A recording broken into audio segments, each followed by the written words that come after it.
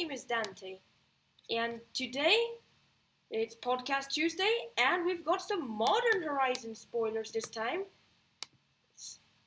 But this time we're talking about Commander-wise, not Modern-wise. Like, next podcast will be just reprint spoilers, but this time it's going to be 20 great spoilers for Commander, as you can see there, and yeah.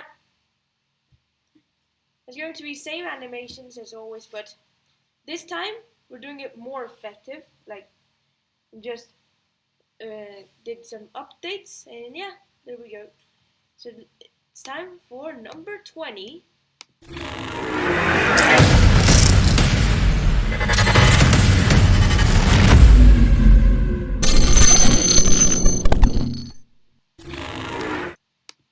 Number 20 is Ingenious Infiltrator.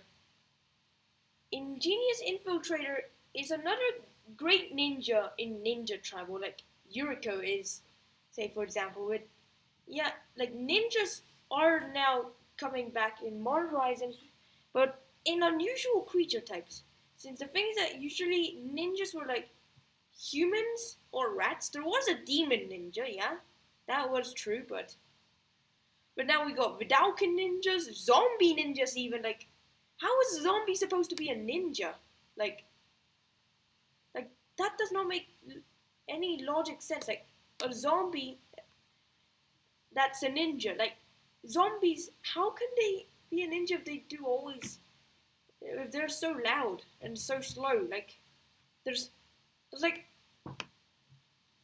unless if it's a sprinting zombie, that's the only exception for ninjas. But yeah, still, a zombie ninja. Yeah, that's enough. It's not good enough for Commander. Ingenious Infiltrator is a Vidalcan ninja. Like, it's 4 mana, 2/3, but it has a ninjutsu for 2 mana, like 2 blue-black, and ninjutsu for blue-black.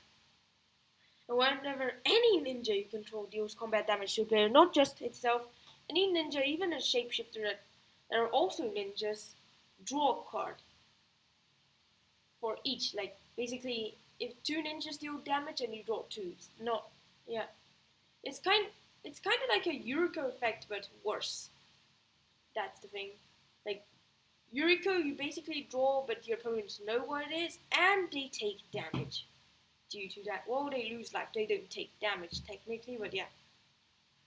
That's the only exceptions. Yeah. Okay. Nothing. Okay.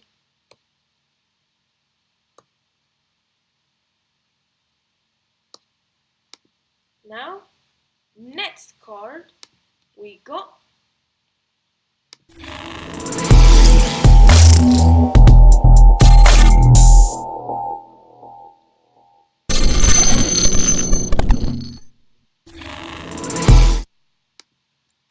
it is Winds of Abandon. I couldn't find any similar card to Winds of Abandon that makes sense to add in the podcast, but yeah, Winds of Abandon is like basically a 2 mana sorcery. It's kind of like a Path to Exile, but then if you can manage to overload it, you smash everything from your opponents away. And yeah, and you still have creatures. Like, 2 mana sorcery, it's out to a creature you don't control. For each creature it's out this way, its controller searches the library for a basic land card. Those players put those cards onto the battlefield tapped and shuffle their libraries. Wait, I shuffle their libraries? Wait, what? Well, yeah, it's still a good card, but I did not know I had to shuffle their library. Like, I thought they had to shuffle their libraries, but I have to shuffle their libraries? What? Really? I have to shuffle them? Like, why can't they shuffle their library? Like, And it has an overload for 6 mana, which is basically the only white card to have overload. Like, overload was an Aether mechanic. Like, It was red and blue, which had that like, and also Scale Up is also in the set, which is a green card with Overload, which is not something you usually see. This is just Modern Horizons, like they're just bringing back some mechanics and stuff. Yeah, because Modern Horizons is having lots and lots of commander cards lately. Like it's for Modern basically. So yeah, it's going to skip Modern Masters this year, and probably next time that Modern Masters would appear, because the thing is that as you see it says MH 1. Modern Horizons 1, so this might mean that that Modern Horizons might appear again. That's the difference basically. Like Modern Horizons is basically a Modern Masters, but much better. Like it's going to be much better because we're bringing back legacy cards. Unfortunately, Swords to Plowshares isn't returning. Like 98% voted for yes to return, but somehow the thing is that it did not return. Hopefully next time it's going to return. And yeah, like they make new cards in Modern, like Winds of Abandon, for example, or they reprint cards not in Modern to then add to the set, and it's also like Time Spiral, like they make references to older cards, like if they were like if the card wasn't going to get reprinted, then it was going to have a callback basically. Like I think Ingenious Infiltrator had a callback to Yuriko. Nearly sure. Yeah. And Winds of Abandon, I'm not sure what it's referencing, actually. Might be referencing Mizio Mortars? Is it? Is it? Okay, not sure. I think not. But might be. Yeah.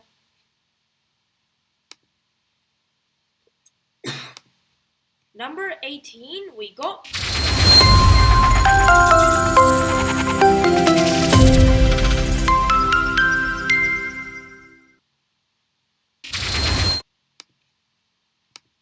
We got Ren and Sits.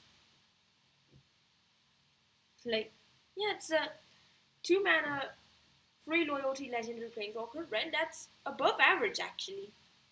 It's a mythic planeswalker, yeah. Not just a planeswalker, it's a mythic planeswalker. Which makes it even better because it has 3 abilities, no 3 loyalty abilities, no body effect or trigger abilities. Not like the War of the Spark planeswalkers or Garruk. Like there was a Garruk in Innistrad that had a triggered ability. Now, basically the first planeswalker to have a triggered ability. Then the rest were in War of the Spark.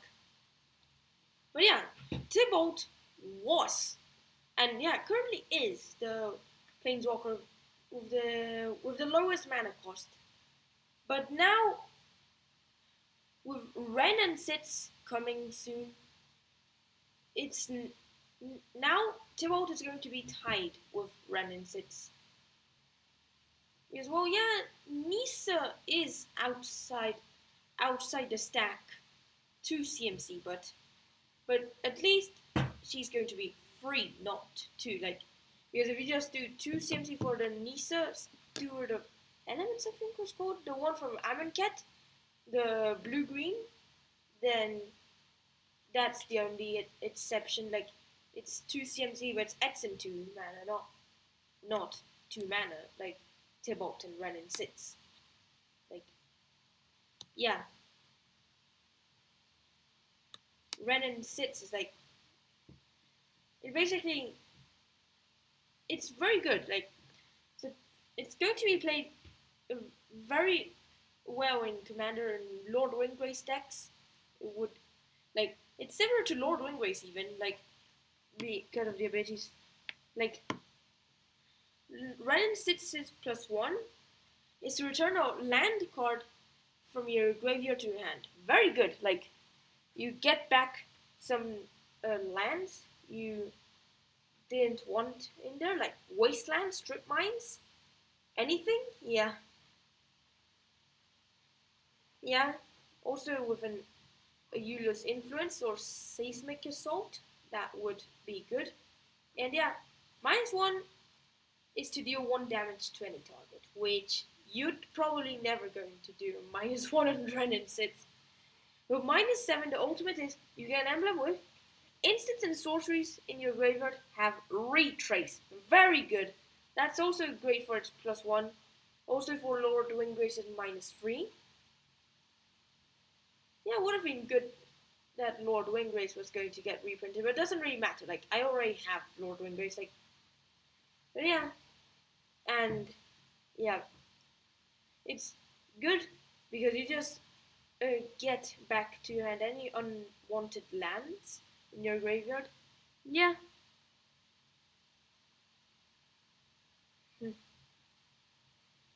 Very good. It's very good, the Renin 6.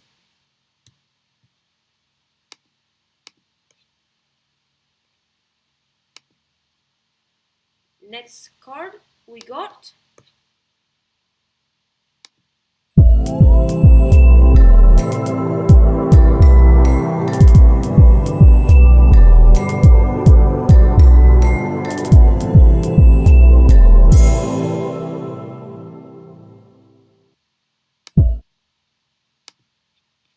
it is PremiumScry.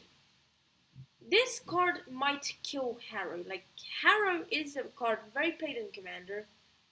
Well, yeah, the only exception is that Harrow is an instant, but at sorcery speed, you can get a 1/1 elf druid. And it's much easier to bounce an elf than to recur an instant or sorcery from your graveyard. Like PremiumScry is so good. Like, and even if you're not going to Harrow, you can actually just have a 3-mana 1/1. But why wouldn't you Harrow? It's practically kind of like a free effect. Like, you sacrifice a land to get 2 lands, and they come. Wait, tapped? Oh, that's the only exception. Harrow makes them become untapped. That's the difference. Like, that's another difference. Never mind. But yeah, PremiumScry is still good. It can be played alongside Harrow. Not sure if it's going to ever replace Harrow. It could replace Harrow. Harrow could be able to replace PremiumScry. But yeah, in most cases, both are going to be played in a deck because there is no strictly better option. That's the thing. Like, PremiumScry, you get a 1/1, but at the cost of having them enter tapped and its sorcery speed. But giving you the option of May effect, that you don't have to Harrow when it enters. But it doesn't make sense to not Harrow with a PremiumScry. And Harrow, basically 3-mana instant, you sacrifice the land to search for 2 basics untapped, and yeah, that's basically a good card. Both are good cards, but the one that's coming to Modern Horizons is PremiumScry. That's already modern. Yeah. They can't Modern Horizons a card that's already in Modern. That's either new cards or legacy reprints. That's the thing. Number 16, we got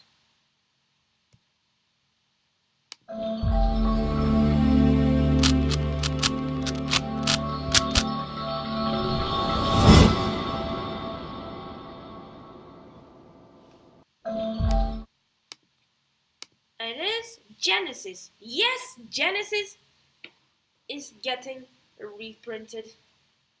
One of the original incarnations.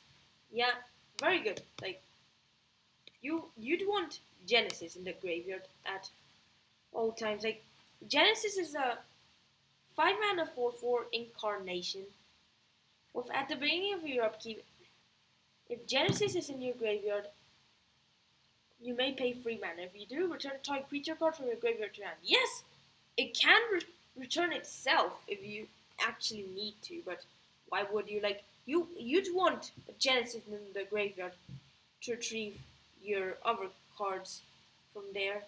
And it actually, like, well, yeah, you only run 1 in Commander, that's the thing, but if you were to have multiple Genesis in your graveyard, then yeah, it triggers twice, so you can pay 6 mana to return 2. But that's impossible in Commander.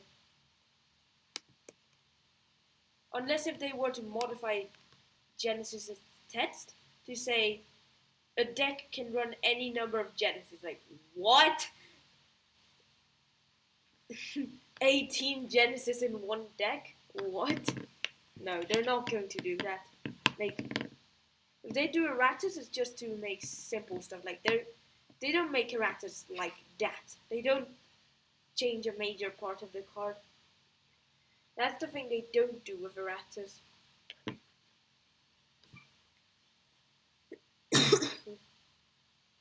Yeah, that's the only difference on Genesis. But yeah, couldn't find any card similar to Genesis. Like, it is very good. Yeah, and will stay being good in Commander. Like, it was good and it will stay being good. Like, it's going to be a legacy reprint. Like, it was a card that existed before, but now time for number 15. We got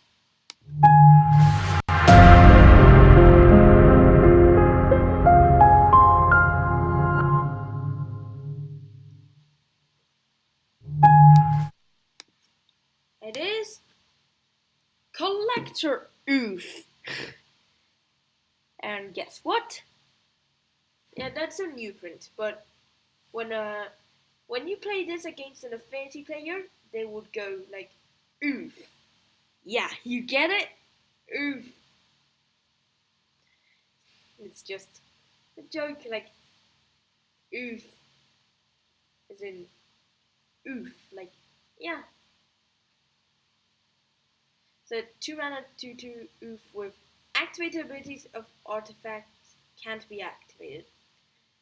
So it's like No Rod, which was the original version, which is a 2 mana artifact which had activated abilities of artifacts can't be activated. And then was reprinted, well, not reprinted, I mean printed in Innistrad as Stony Silence, which was an enchantment which was 1/1 white enchantment with activated abilities of artifacts can't be activated. What they have in common, they have the same text. And the difference is different card types. So we got like a hate bear over there. Yeah, well, there are going to be many bears in this set, but an oof isn't a bear, that's the thing. An oof is an oof. And this oof will make affinity players go oof when that enters the outfield. And yeah, No Rod is basically it's basically like that, but on artifact. Like, you can use this in any color, but that's not modern, that's the thing. That is modern. That will be modern. Yeah.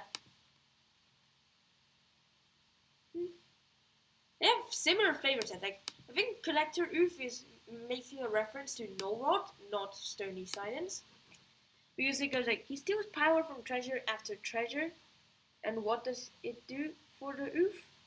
Nothing. Oh, hello, Josephine. Welcome back. How are you?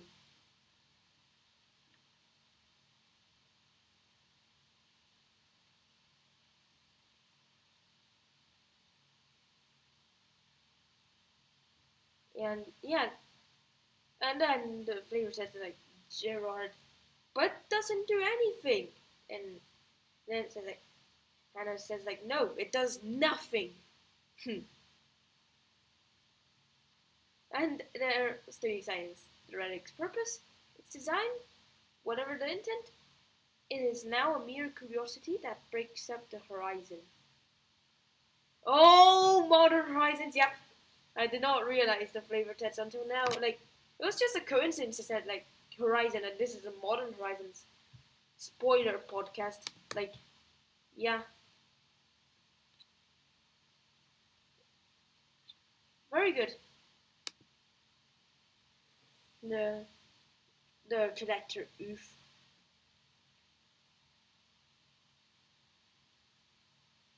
Yeah. That was 15 now. Number 14, we got RenderForest.com. That is Unbound Flourishing. Unbound Flourishing is a 2 green enchantment with whenever you cast a permanent spell with a mana cost that contains X, double the value of X. Whenever you cast an instant or sorcery spell or activate an ability, that spell's mana cost or that ability's activation cost contains X, copy that spell or ability. You may choose new targets for a copy. It's very good, like you get to like do some very cool stuff with Unbound Flourishing, like with Maraf you can just go like you can just like copy like double its abilities, like if you're to pay 1 as X and remove a counter, then you can do a double as X, like put 2 counters on a creature, create a 2/2 elemental, or deal 2 damage to any target. Yeah, it's very good. Like you get to double X, like Hydras would enter double or stuff, and if you were to activate something, like do a fireball or rolling thunder, or what activated ability has X? I don't know. I was actually thinking, but yeah, it's definitely very powerful. It's a mythic, and yeah, it's going to be very powerful. This Unbound Flourishing in Commander. Modern, no, not really. More for Commander. But number 13, we got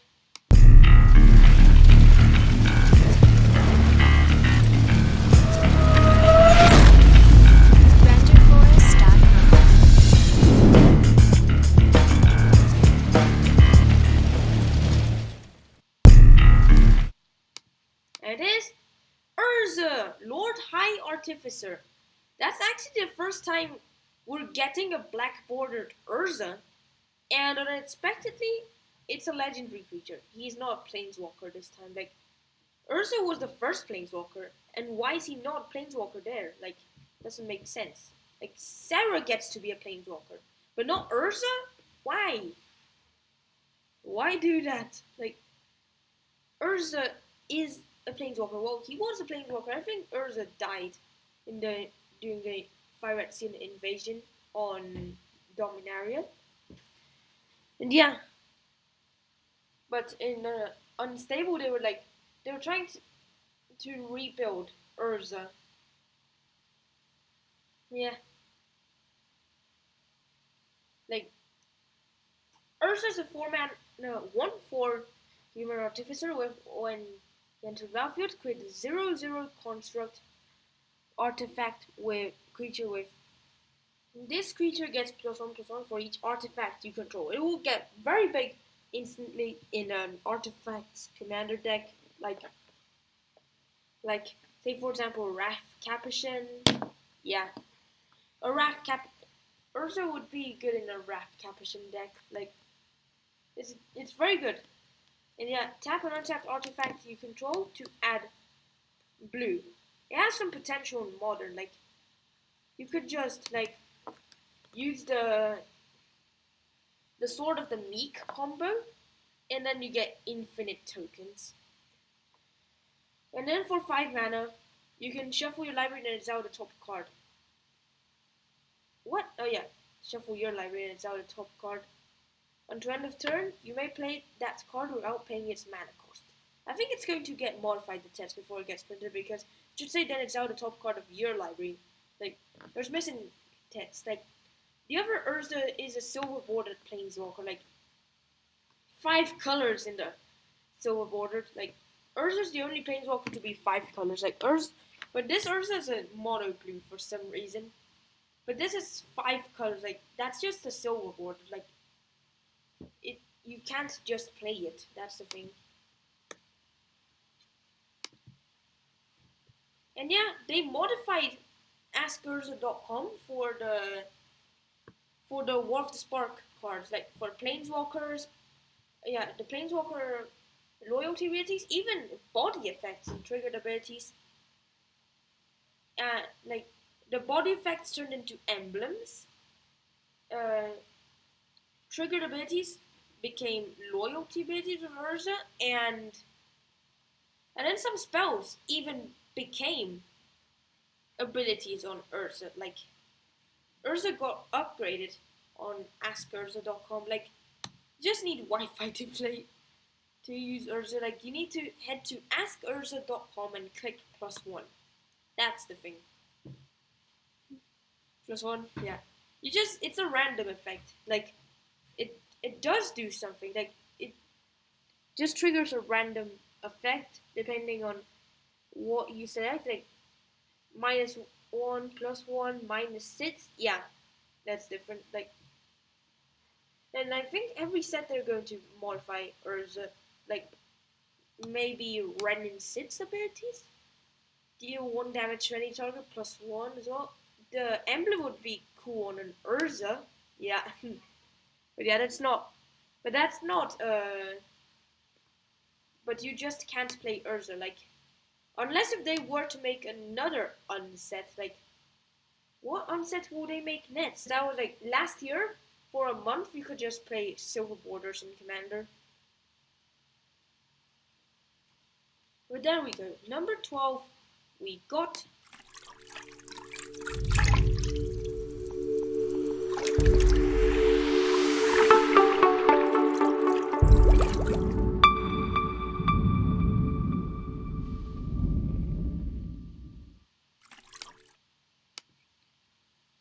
It is Area of Flame. Group Hug. Yeah, it is actually. Like, for 3 mana enchantment, when interrupted, each opponent gains 10 life. Yeah, you can make alliances with Area of Flame. Like you give each opponent 10 life. Like, but yeah, whenever you. But it's not really it's not really a good thing to give opponents life. But yeah, whenever you cast an instant or sorcery spell, put a verse counter on Area of Flame, then it deals damage equal to the number of verse counters on it to target player or planeswalker. So then after you cast many instants or sorcery spells, and you're just going to deal them lots and lots and lots of damage.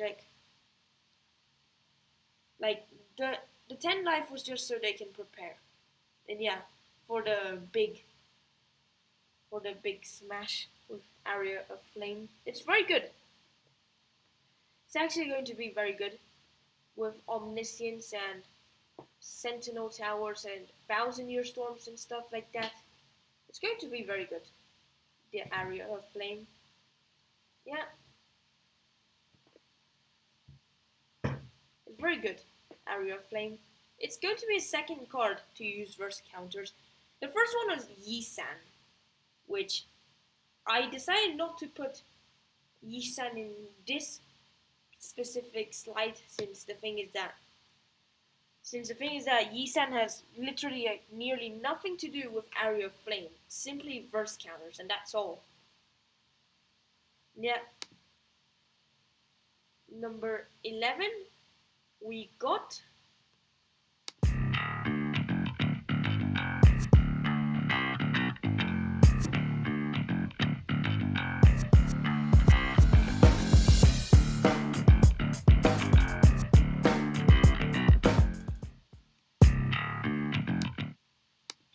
And it is Kess, Dissident Mage.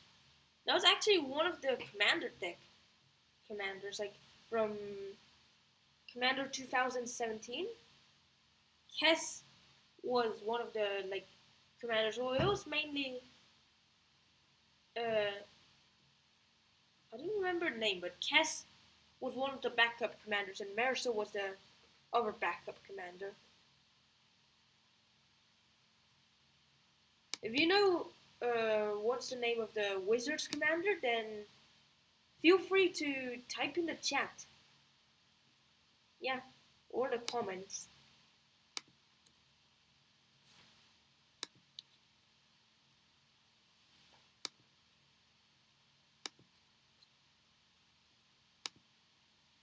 Yeah, it's a 4 mana 3/4 human wizard with flying. Yeah, flying even. During each of your turns, you may cast an instant or sorcery card from your graveyard. The card cast this way would be put into your graveyard. Exile it instead. Yeah, it's true. Like, loss has no meaning here. You cannot take from those who have nothing. Yeah.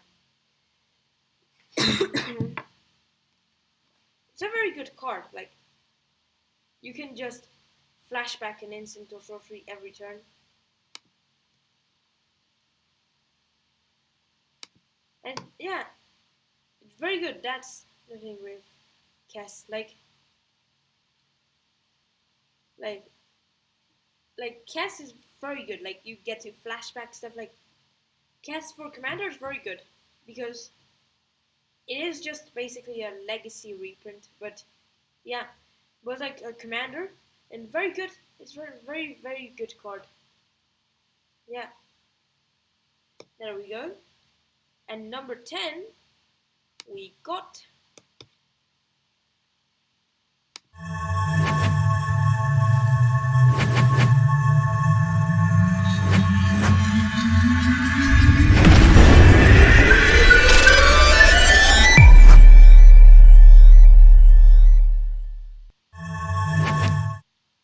it is the first sliver. The first sliver is basically not the first sliver. Completely not the first sliver. Yeah, it's a 5 mana 7/7 sliver with legendary with cascade, and sliver spells you cast have cascade. Very good. And yeah, first there's 4 other 5-color sliver legends.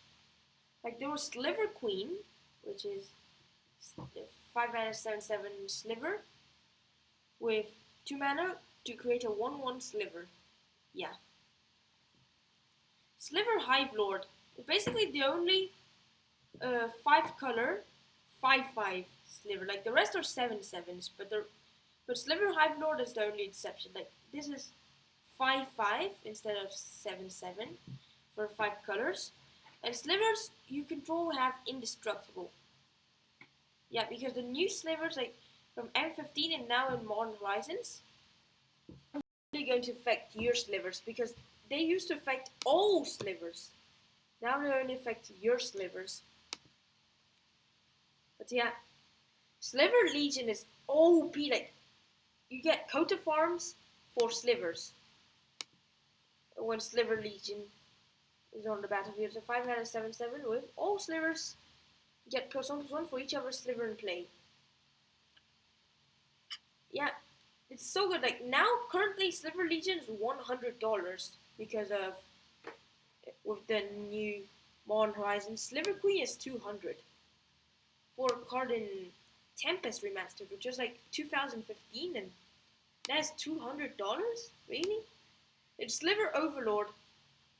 Yeah, unfortunately they removed the Lord creature type. Like, Sliver Overlord was a Sliver Mutant Lord legend, basically.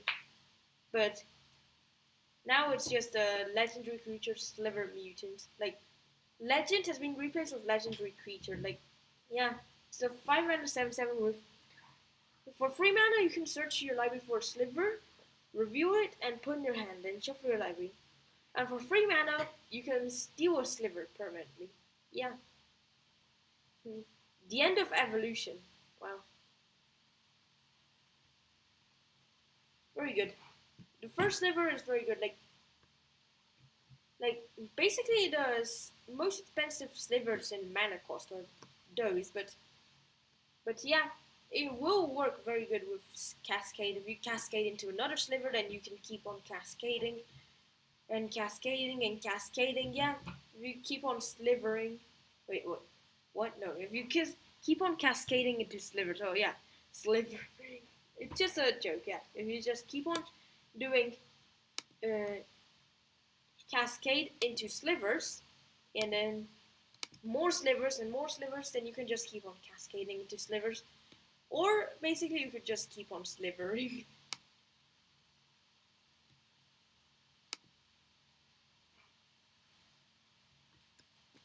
But hopefully you're not that sliver player. Commander. Yeah. Number 9. We got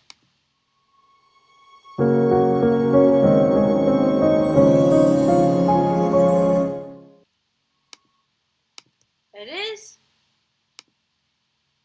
Hall of Heliod's Generosity. Like, Volrath's Stronghold now has 2 references. Like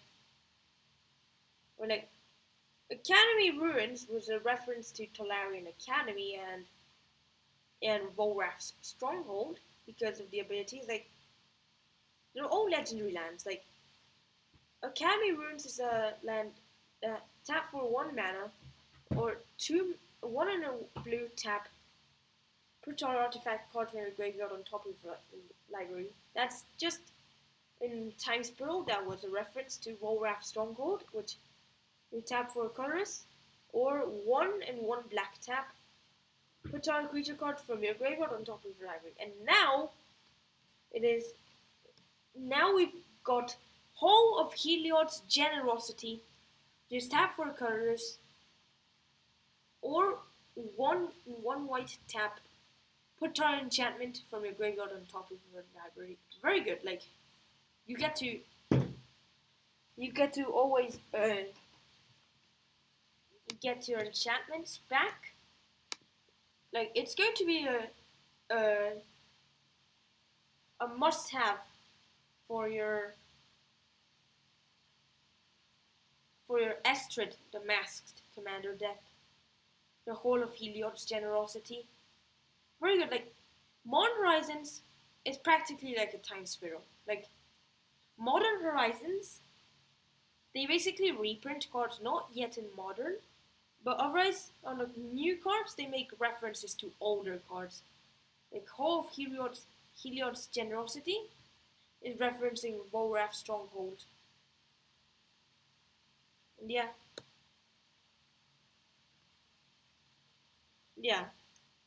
Number 8, we've got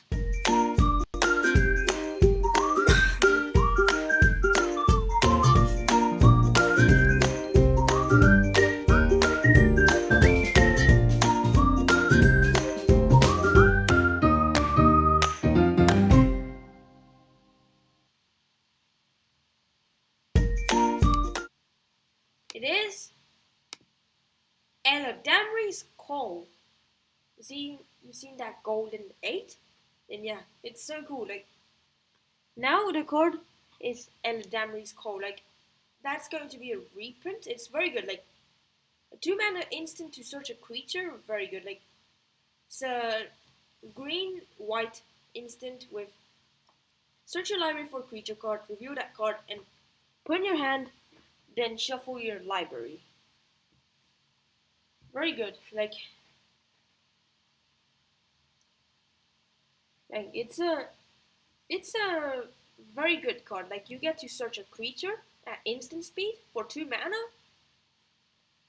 Very, very good. And now it was always a great card for Commander if you're playing Selesnya, but now in Modern it might actually be good, but otherwise it's excellent for Commander. So, like, for your Selesnya deck, this is a must-have in Eladamri's Call. Like, well, yeah, you can get it now, but you can actually wait for the price to drop. Wait, what? Price to drop? No, it's going to go up. Never mind. try buying it now if you want to get it for Commander. Also Modern if you wish, but yeah, Commander, get it now because the thing is that now it's going to go up in price due to Modern Horizons. Like it's going to get reprinted because since it's going to be Modern legal, the price isn't going to go down. It will go up instead. Like I thought the price was going to go down, but now it's actually going to go up, not down, not left, not right. It's just a joke. Yeah, it's going to go up. But number 7, we got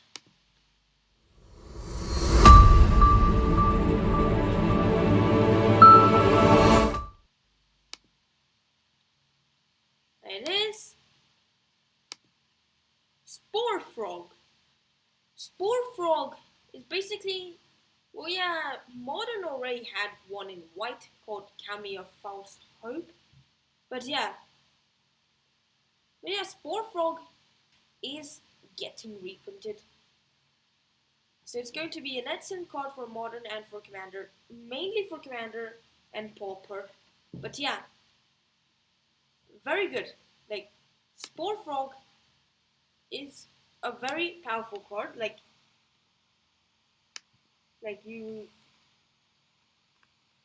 it's basically a fog frog. Like, it's a frog that can fog. So yeah. So people would run a Spore Frog in their Commander deck or Pauper deck. They will call it Turbo Frog, not Turbo Fog. Yeah. Since it's a frog which can fog. So yeah. It is going to be very good.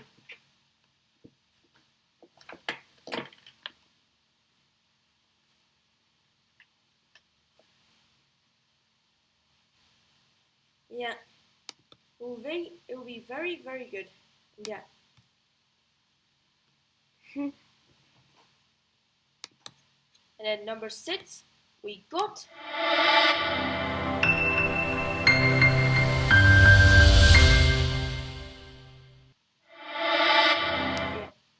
it is Morophon, the Boundless.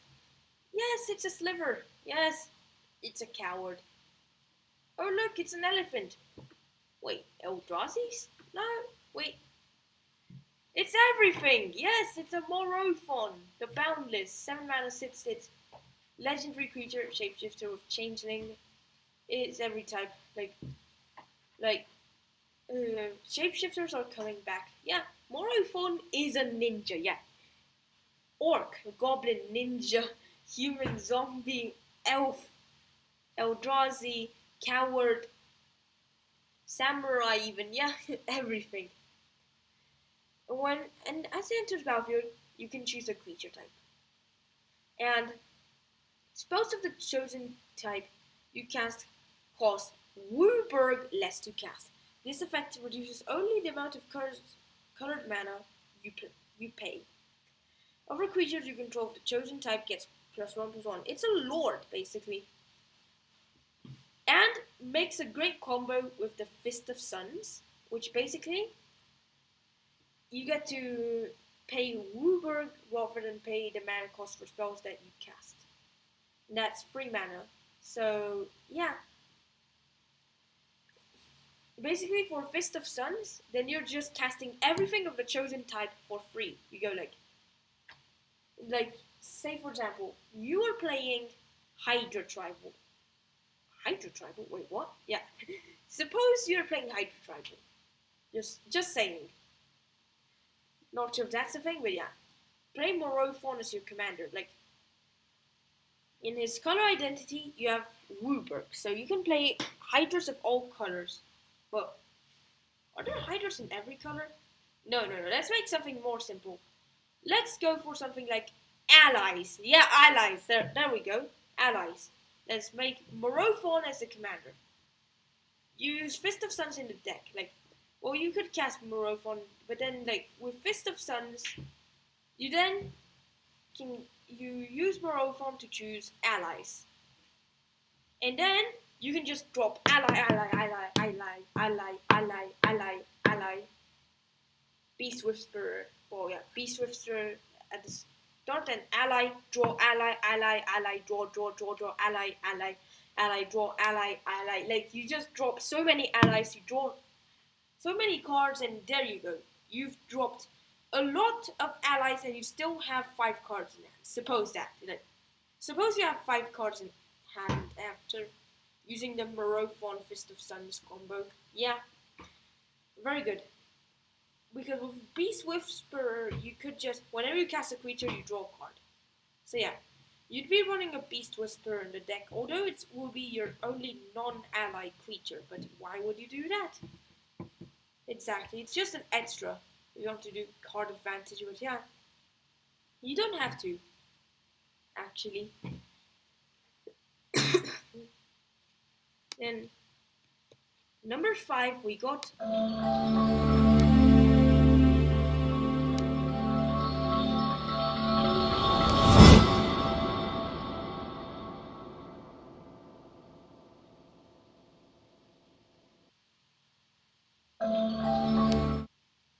Mott's Tantalite. Mott's Tantalite is basically an artifact to suspend free for 0 mana, and you can tap to add 1 mana of any color. Yeah, it's a very powerful Mott. Like, it's a Mott that taps for any color, but it takes 3 turns to enter. It's practically like Lotus Petal. Yeah, it's making a reference to Lotus Petal and the other Mott, like Mott Sapphire and stuff like that. Making a reference to those cards, yeah, plus those Mottson, plus the Lotus Bloom, which is making a reference to Black Lotus, which is the most powerful card in MTG. Yeah. I decided to put just Mott Tantalite and a different Mott. Yeah. Some people are saying that Mott Sapphire is more expensive than an actual Sapphire. And I go like, what? Really? More expensive than an actual Sapphire? Yeah. So, it's a very good card.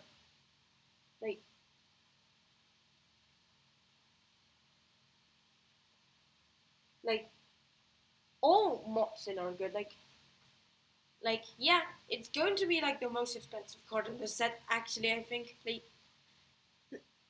now with Electro Dominances and Cascades and stuff, and many other stuff that you can use to cast Mott's Tantalite instantly, then Mott's Tantalite will be like very expensive, since it's no mana cost, and you can just cast it instantly, and you don't have to wait 3 turns for Mott's Tantalite. And number 4, we got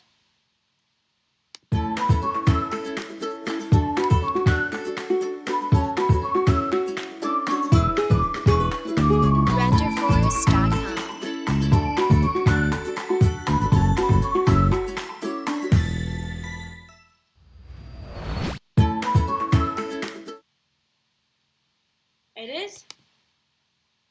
Yeah.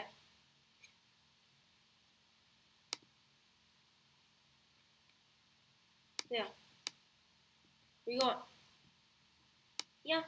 It's Ayula's Influence, the one that's getting reprinted. Like, it's making basically a reference to Grizzly Bear and all the other bears, like Bear Cub, Grizzly Bear, yeah, all bears, like basically the 2 mana 2/2s.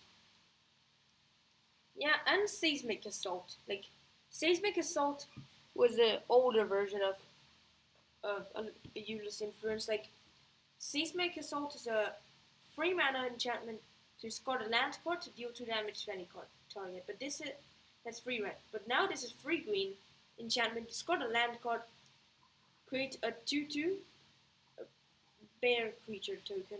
Like, yeah, Like they're going to make a useless influence, but they think in the future they would like make an enchantment that it's 1 green enchantment, and then you can discard paying 1 green and discard a land to make a 2/2 bear, because there was Molten Vortex, which was basically like that, like similar to Seismic Assault, but now we've got a useless influence, which makes a great infinite combo with Gitrog Monster. Like any discard outlet plus Gitrog Monster plus Darkmoor Salvage is infinite. Yeah. Like Seismic Assault, you do infinite damage. But yeah, like you do infinite damage with Seismic Assault, but you need to be running Lord Windgrace. But yeah. Yeah, you just need to be running Lord Windgrace if you want to do Seismic Assault. But then you can't use the Gitrog monsters as your command if you want to do Seismic Assault, the Gitrog monster, and Darkmoor Salvage. But a simpler way is a useless influence, the Gitrog monster and Darkmoor Salvage. So therefore you get infinite bears. Infinite bears, infinite bears, infinite bears. And yeah. Although you'd have to mill out, but then if you use a Kozilek in the deck, or Ulamog or Emrakul or Gaia's Blessing, you can never get milled out. So like basically, then like I think you get like all cards from your library into your hand, and you can get infinite mana with Lotus Petal. And then like you'd always have like 2 cards in your library or something like that. Then yeah, like you'd have like infinite mana, so you cast out your hand, and then you'd always have to have cards in your deck. Like you'd never run out of cards. Like if you're using a combo with the Kozileks and Lotus Petal and stuff like that, then yeah, that is a great combo with a useless influence. Yeah. Then you just get the infinite mana as well, and then you just do stuff to destroy the opponent in the end. Like Hurricane, if you have a higher life total than your opponent, then you could win with Hurricane. Or you could just use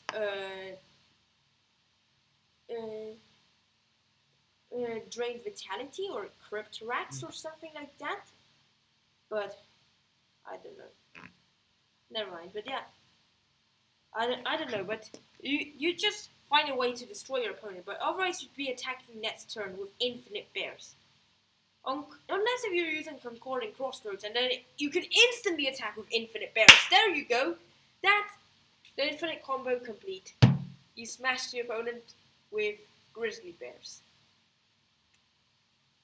Yes, you win, but in an extremely weird way. Like, but there's now going to be lots and lots of bears in Modern Horizons, so yeah, very good. Number 3, we got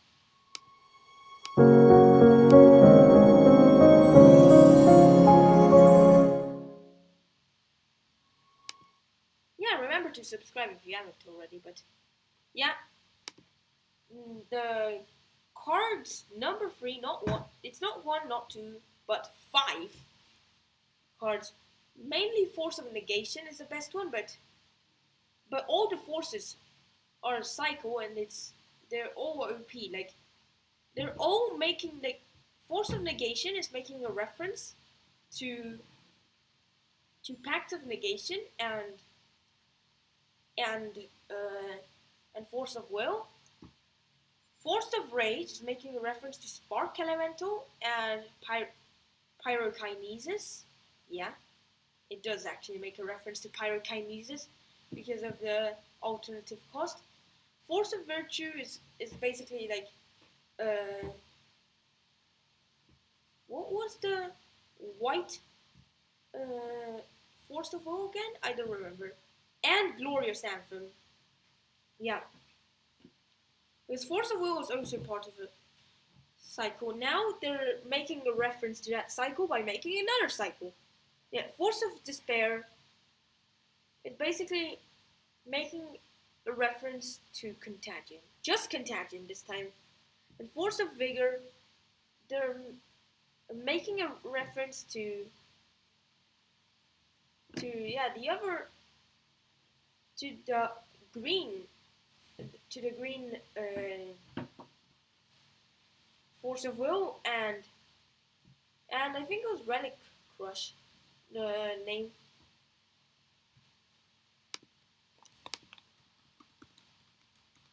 I think it was called. Yeah, Relic Crush.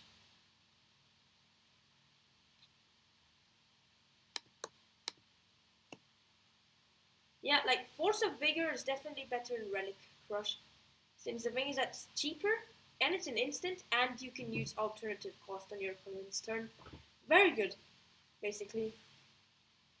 The Force of Vigor compared to Relic Crush.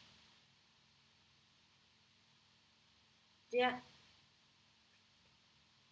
Then number 2, we got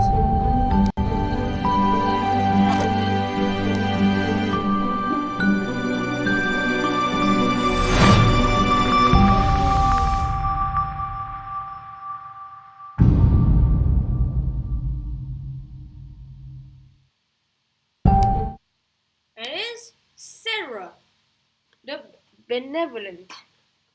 It's a 4 mana, 4 loyalty legendary planeswalker Serra. Yeah, very good. Like, we finally got a card for Serra. Like, it's very good for a commander. Like, +2 is creatures you control flying get +1/+1 until end of turn. So you get basically a temporal favorable wins. -3, you summon a Serra Angel. So yeah, -3. Yeah, it's to create a 4/4 angel with flying and vigilance. There you go, that's Serra Angel. That was just a Spanish mistake. Yeah, like, I included this version of Serra Angel in the podcast because it's a funny error and it's in Spanish, and I am Spanish. Sí, soy español. Yeah, like, it's very good. Like, Serra Angel is all the way back from Alpha. Serra's making your, yeah, and -6 is that you get an emblem with, if you control creature, damage that will reduce your life total to less than 1, reduces it to 1 instead. So it's an emblem that is worship, basically. Worship is the emblem on Serra.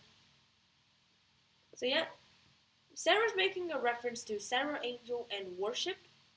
And yeah, Serra was one of the first few planeswalkers. Like, it was Serra, Urza, Dakon, Blackblade, Nicol Bolas. Wait, Nicol Bolas? Well, yeah, Nicol Bolas existed in the past, but I'm not sure if he became a planeswalker in the past or if he was just a normal bystander Elder Dragon creature, but then later on ignited his planeswalker spark. I suppose he was a planeswalker in the past, like Serra, Urza, Dakon, Teferi. Yeah, Teferi was a planeswalker. It was an old planeswalker. And the way he managed to appear now, like after lots and lots of years, after Urza died and the invasion has finished, like the Weatherlight crew has changed, like, because Teferi and Jorah and Baron, I think, as well. I think Baron was also there. They decided to phase out for thousands of years, stuff like that, and yeah. Well, Karn was also one of the first few planeswalkers. Like, I think Karn was the only planeswalker without planeswalker spark. Like, he was made of some sort of metal that allowed him to transport safely from one plane to another. And yeah. And yeah, there we go. And yeah, that was just Sarah. Very good card. It was the first Modern Horizons spoiler alongside Cabal Therapist. Yeah. And then number 1, we've got Renderful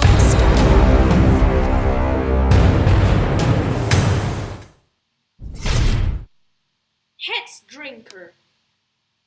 Yep, I had to include a snake as the best card. Yeah, it's so cool. This snake in specific. It's very good. Like, it's a 1-mana 2/1 that's above average, actually. Wait.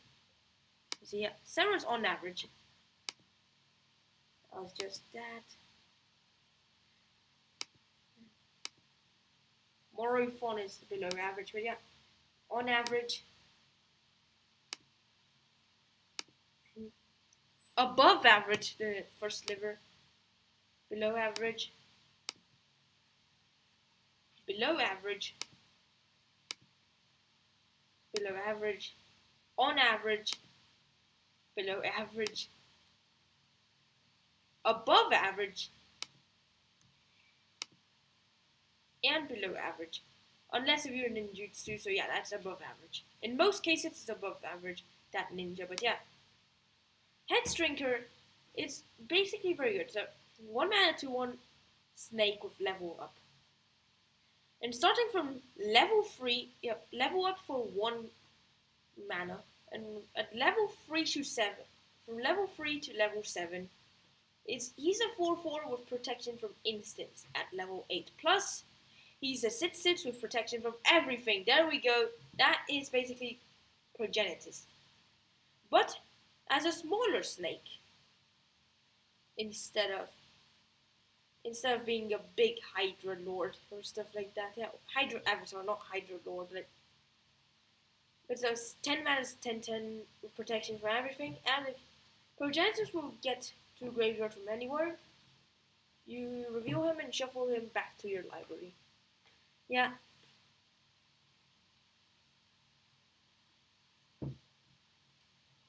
Very good, the Hex Drinker. Like, it's OP. The Hex Drinker. That's why it's the best card for Commander in Modern Horizons. As you've seen there. So yeah. Type in the top chat, live chat, stream chat, comments, which of these cards did you like the most? And which one recommend, and yeah. And are you going to use any of those cards in your deck? Yeah. Also, and do you like the new Modern Horizons? Is it better than Modern Masters? And yeah. And what's kind of weird? Do you think it's weird that they made another Master set after Ultimate Masters, since they announced that it would be the last Master set for foreseeable future? I'd actually say Wizards lied. Actually, yeah, I'd actually, sorry, but I actually say that, like, well, yeah, Wizards said, like, there was going to be no Master set for foreseeable future after Ultimate Masters. And I think Modern Horizons was a foreseeable Master set. Like, it was just, like, 6 months later, or 7, like, yeah. Like, actually, it is kind of weird that they are making a Master set after this announcement, less than, like, in just a short amount of time. Like, yeah, I thought they were just going to take a longer break for Master set, but it seems that it's just a 6 months break. But the thing is that there was a distance of 6 months between Iconic Masters and 25 Masters, and Ultimate Masters was like a 6 months break as well.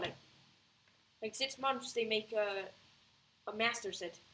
So I actually think that announcement was definitely not true, or Wizards forgot that they announced this in specific. But yeah, it's actually kind of true. But yeah, thanks for watching. Hope you enjoyed it. Like, subscribe, follow, Ciao friends, and stay tuned to my next videos, streams and podcasts. The podcasts will be live every Tuesday, so stay tuned to them. And hopefully you like Modern Horizons. Bye! Beautiful.